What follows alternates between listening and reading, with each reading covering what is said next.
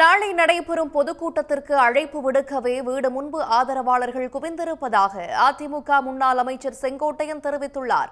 நீதிமன்ற தீர்ப்பு குறித்த கேள்விக்கு அவர் பதிலளிக்காமல் புறப்பட்டு சென்றார். நான் பத்தீஸ்வரர் கோயிலுக்கு போயிட்டு வந்திருக்கிறேன்.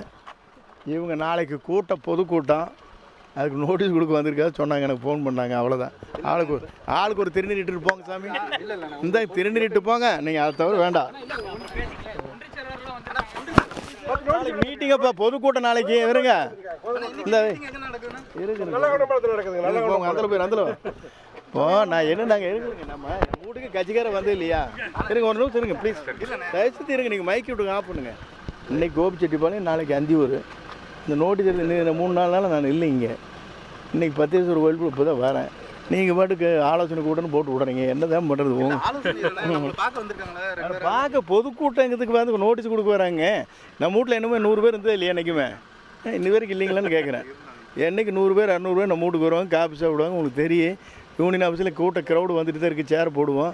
இல்லை கேளுங்க. நான் தயவுசெஞ்சு நீங்கள் போட்டு நியூஸை பரப்பாதீங்க. இது பாருங்க, தயவு செஞ்சு உங்களை கேட்டுக்கிறது பாருங்க.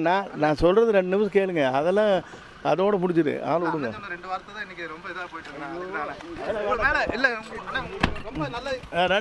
வணக்கம். உடனுக்குடன் செய்திகளை தெரிந்து கொள்ள சன் நியூஸ் பெல் ஐகானை கிளிக் பண்ணுங்க.